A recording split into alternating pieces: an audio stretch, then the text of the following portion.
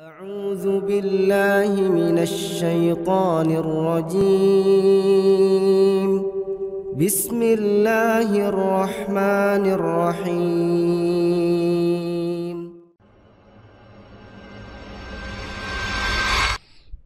Assalamualaikum warahmatullahi wabarakatuh. Waalaikumsalam warahmatullahi wabarakatuh. Afwan Ustadz, sebelumnya saya mencuri start pertanyaan.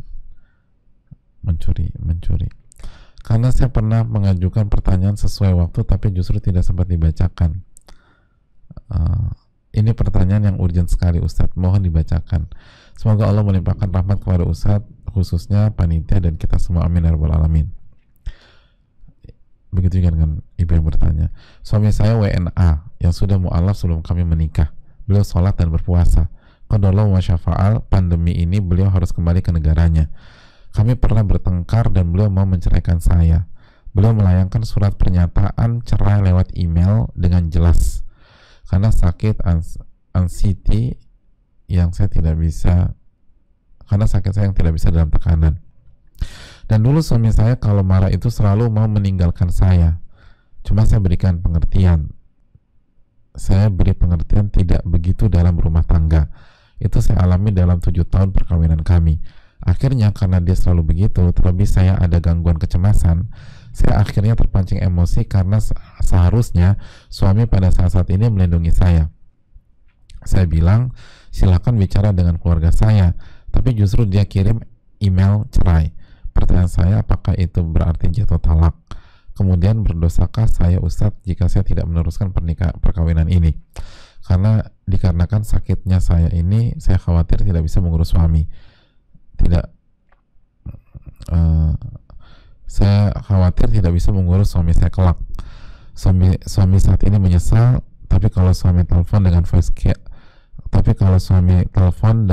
call, saya pakai hijab. Saya takut sudah jatuh talak. Terima kasih Ustadz Jazakallah khair. Semoga pertanyaan saya ini dijawab. Ya, terima kasih. Paling nggak sudah dibacakan. Jawabnya sebentar lagi, insya Allah. Hadirin yang Allah muliakan, talak dengan email jatuh, insya Allah. Talak dengan email jatuh dengan syarat kembali ke kalimat talak. Kalimatnya kan terbagi jadi 2 ya. Kalimat pertama itu yang tegas. Itu kalau menggunakan kata talak atau cerai kalau pakai bahasa Indonesia. Jadi bahasanya saya talak kamu, kamu ditalak, saya talak kamu, dan seterusnya. Kalau cerai itu tadi saya cerai dan lain-lain. Kalau itu kalimat itu ada dan itu kalimat berita ya, maka jatuh. Atau kalimat ambigu. Kalau kalimat ambigu, maka kalau niat si suami talak maka jatuh talak. Kalau niatnya tidak talak, insya Allah nggak jatuh talak. Itu kesimpulannya, wallahu ta'ala bishawab. Terus yang kedua, kalau jatuh talak bukan berarti pernikahan berakhir. Sekali lagi, kalau jatuh talak bukan berarti pernikahan berakhir. Kenapa demikian? Tergantung ini talak berapa. Apakah ini talak raja'i atau ini talak bain? Poinnya gini loh jamaah sekalian. Allah berfirman dalam surat Al-Baqarah ayat 229, at-talaqu marratan. Talak itu 2 kali. Apa maksud talak itu 2 kali?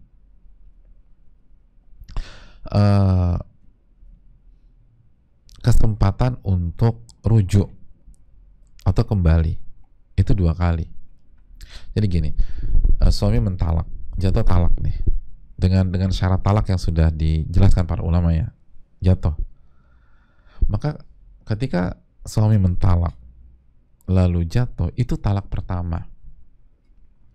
Begitu jatuh talak pertama, maka istri harus menjalani masa iddah, masa transisi. Jadi masa menunggu 3 kali haid. Terjadi khilaf para ulama, apakah 3 kali haid atau 3 kali bersih. Intinya 3 kuru gitu loh.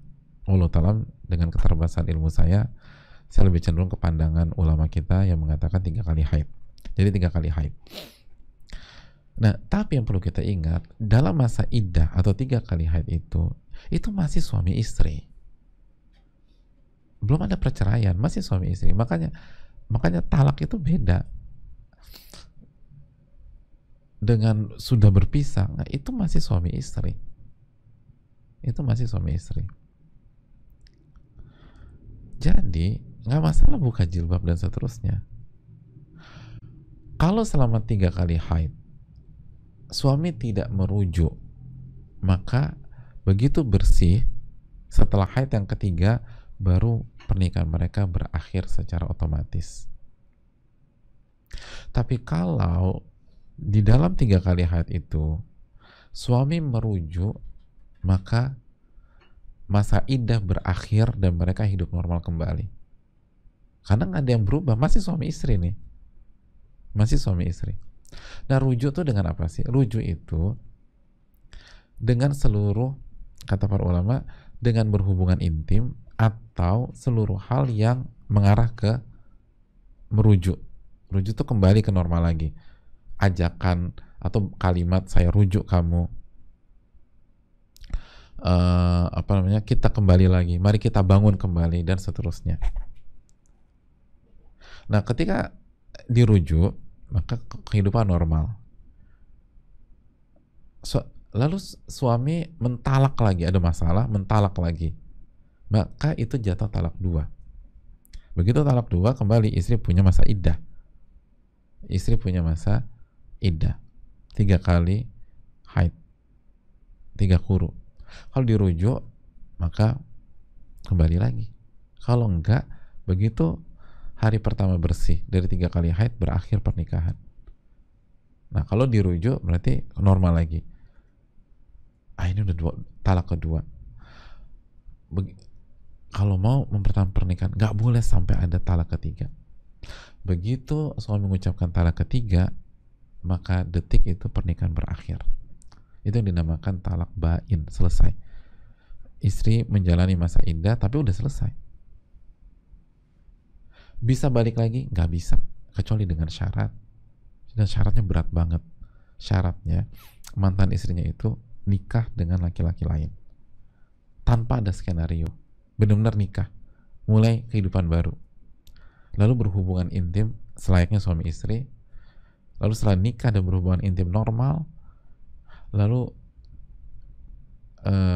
dicerai atau pernikahannya berakhir, baru boleh dinikahi lagi oleh mantan suaminya yang pertama tadi.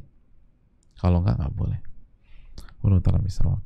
Nggak mudah memang, maka hati-hati, maka jangan sampai ada talak ketiga. Wallahu ta'ala bishawab.